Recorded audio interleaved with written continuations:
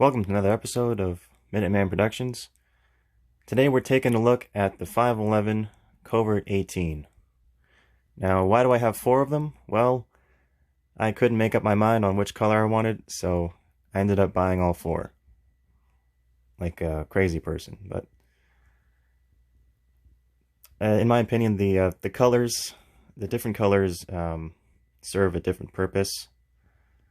So, for example, the green and tan one is perfect for hiking, and the black and the gray and black and the light gray one called ice, those are good for urban scenarios. And the ice one, the light gray one, that's also good for hiking as well, for the wilderness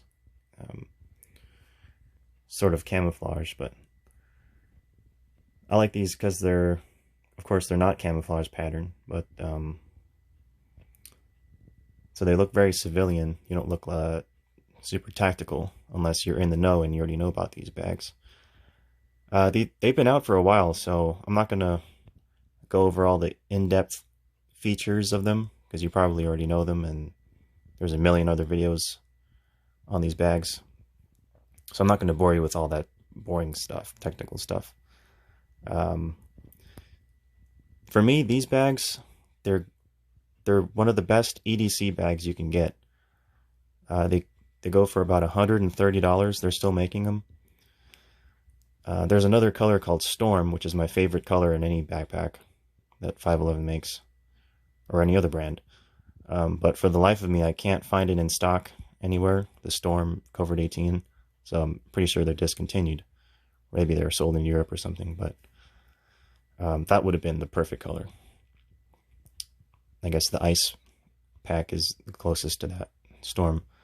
But anyway, as I was saying, these are the perfect EDC bag. But in my opinion, they're not a good bug-out bag.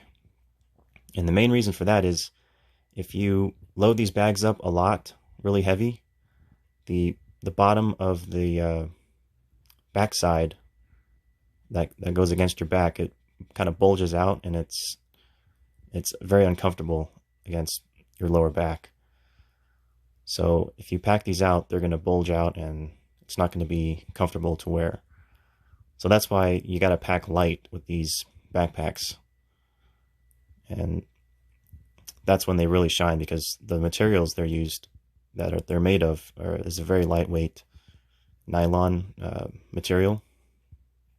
I think it's like 500 denier or something like that. Could be even less, but it's completely different from the rush bags, which are 1,000 denier. So these are super lightweight. So if you pack them light, it basically feels like there's nothing on your back. It's amazing. So, and that's the reason why it's better as an EDC bag, because EDC bag, you're not going to carry a whole ton of stuff, just your daily essentials. But if you're able to pack this light as a bug-out bag and have it work for you and be comfortable enough for you, then go right ahead. That's just my personal opinion on it. I've seen other people like gray-bearded Green Beret guy. He used that exact same colorway, the foliage, green and tan. And I tried to pack out a bug-out bag like he did.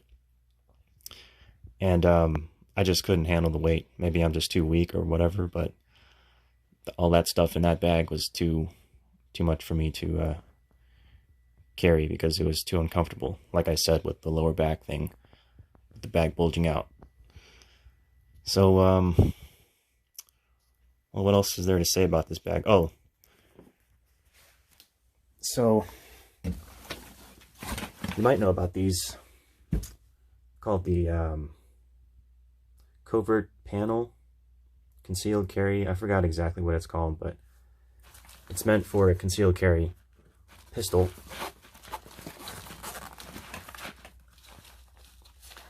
So you got the little loop there, put your gun. I'll do a demonstration of this. And this is the hot pull tab, they call it. So the idea is you stage these zippers up to here, and then you pull this and get your gun out real fast. this colorway matches this bag, that's why it's on this bag. These are a good travel bag too. This black one I used to travel to Orlando a couple years ago from LA, just to spend a few days out there, and it was plenty good enough. So it's a good travel bag. It was a little bit heavy with the bulging out in the back, but it really wasn't too bad at all. I could fit it under the airplane seat in front of me. Of course, nowadays, who's flying, right? And yeah, I've thought about selling one of these, or a couple of them, but they're just so nice. I don't know if I can sell them. So here's an example of the roll-down assault compartment, as they call it, the RAC. So basically this front flap folds down and it bungees up here, these little loops. And then there's a MOLLE panel, 3 rows tall, and Velcro section right here. Pretty large panel here.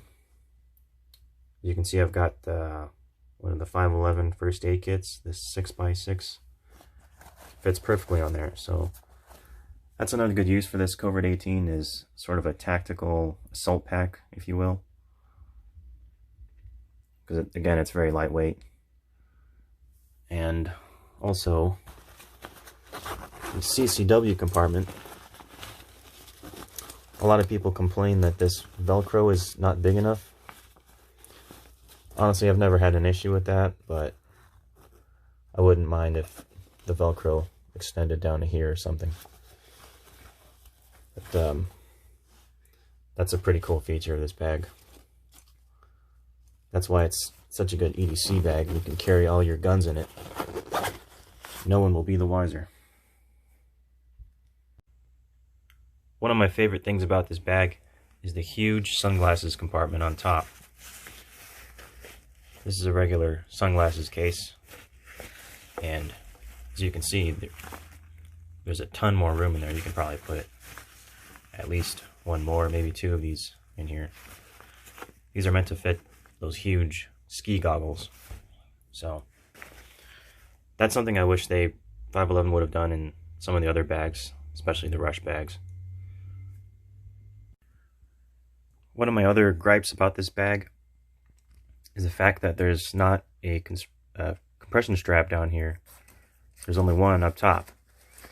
So when you got this thing loaded out, you can compress the top part, but the bottom part just kind of hangs out and almost sags a little bit. And so you can't get it to be nice and streamlined like you can up top. And even the top one is a little bit too high in my opinion, so it really doesn't even compress that much on the top either. So another reason why you should not pack this bag out too much. Definitely got to keep it light. I really wish 511 would have put compression strap down here. It would have been almost the perfect bag if they did that. And it, really wouldn't have been that big of a deal to put one here. You might have to sacrifice the water bottle pockets, but I'm sure there's some kind of design where you can get around that. Alright, so this is the 511 Covrt pistol pouch.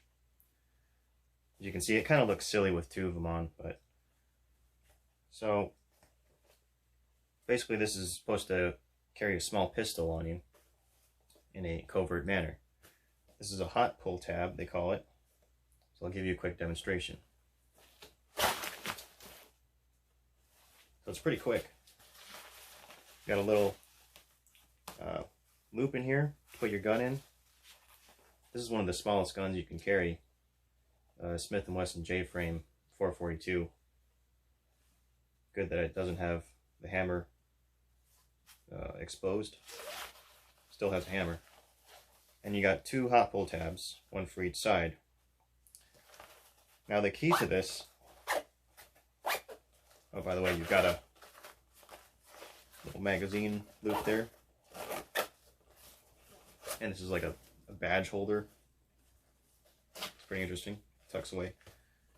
So the key to the hot pulls, to get this right, the side that you're pulling from has to also be anchored to this strap on the same side. If you were to have the hot pull tab on this side with it anchored on the other side, it's not going to work because there's no resistance. You would have to mount it to this side through the strap for this side to work for the hot pull tab. So again, let's give you another demonstration here.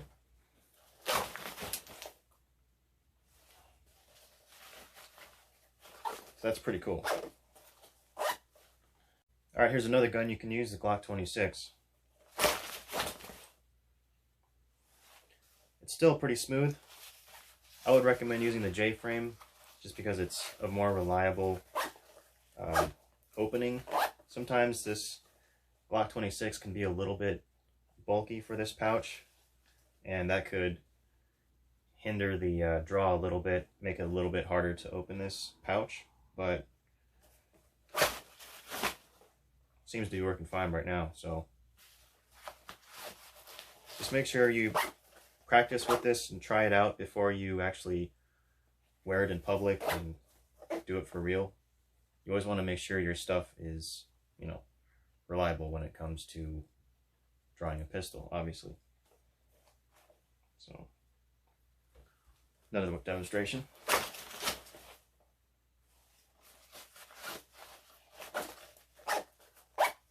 And of course you can have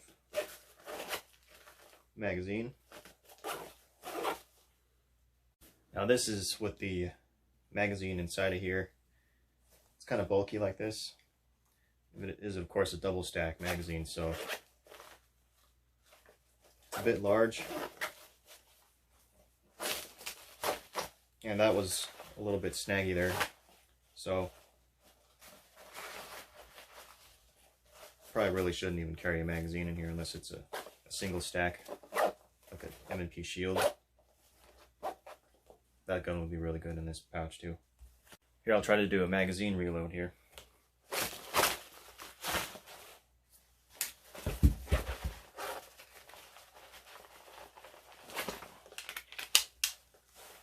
So it's a little slow reloading a magazine from this. Another reason why you really shouldn't even use the magazine in here. It's just a little bit too cumbersome.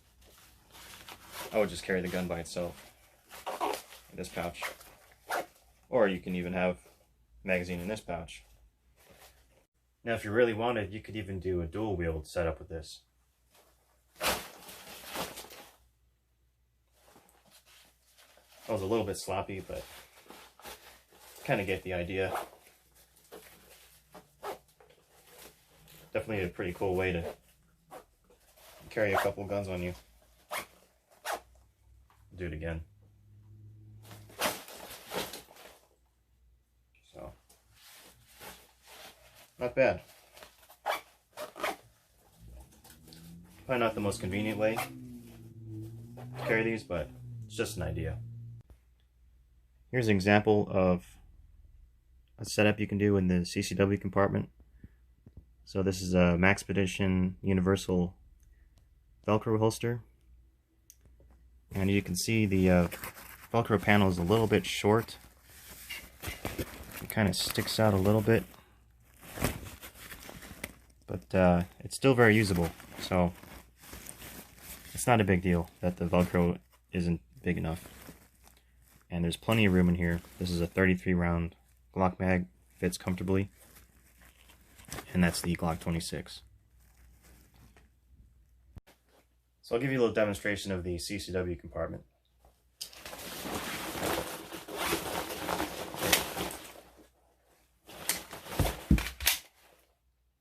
So it works pretty well. I guess that's the reason why there's no compression strap down here, is so that it won't interfere with the zipper down here. And that's why this compression strap is up top here, so it's out of the way, so you can fully open it without having to undo any buckles. So I guess that is the reason why the compression straps are not how I would like them, but of course that would sacrifice the capability of this CCW compartment. So again, in slow motion, let's undo this buckle here. I'll do that, swing it around, zipper's at the bottom, gun is out, need to reload, magazine's right here. Make sure the magazine is oriented correctly so that you can pull it out easily and put it in. That's all there is to it. So I guess the big question is the Covrt 18 still relevant today? And I think the answer is yes. It's definitely got a place. I think it's a classic 511 bag that'll always be known and used by a lot of people. I still find myself using them from time to time. And they're just a great bag, definitely for EDC, for any light day trips or anything like that. It is meant for 18 hours, that's what the name is, so, you know, it's not supposed to be like a huge bug out bag in my opinion. You know, more of a light duty bag for, you know, everyday activities, I guess you can say. And is it worth $130? Yeah, I think it is. It's a little bit steep, but you know, that's what you get with 511. You're paying for quality, so they're definitely not cheap. All right, I guess that's it for now. Thanks for watching, and we'll see you next time.